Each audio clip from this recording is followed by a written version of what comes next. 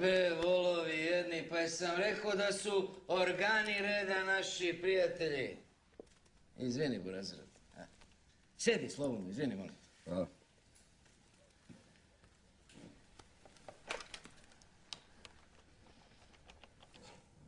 Alo, Petroviću, Sivitiću. Šta ima, Buraziru? Jel to ostalo nešto nerešeno među nama? Šta, kako mislim, pa ja imam ovdje jednog tvog. Nije tvoj.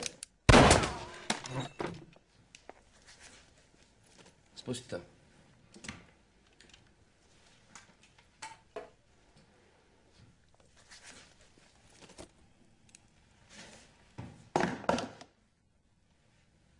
Kako je to kućno vaspitanje, sine? Ko je pokušao da me ubije? Prvi put te vidim u životu, brate. Znaš ti dobro ko sam ja? A znaš ti ko sam ja? Znam. Ne znaš. Inače ne bi bio ovdje. Jel' tako, Mile? Tako je, gazda. A zašto je tako, Mile? Zato što sam ja, Pošteni uzgajivač svinja. a mi iz prehrambene industrije se bavimo preradom mesa. Jasno, Pandur? Ajde, spusti to, Mile, će ti spakuje kilo kobaja, pa da ideš kući lepo. Jel' okej?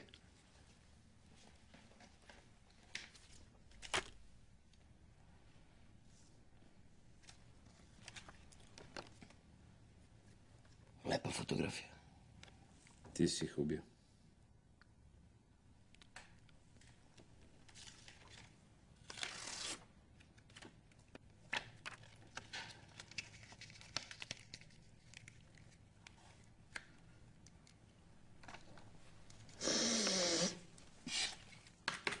Od kurca!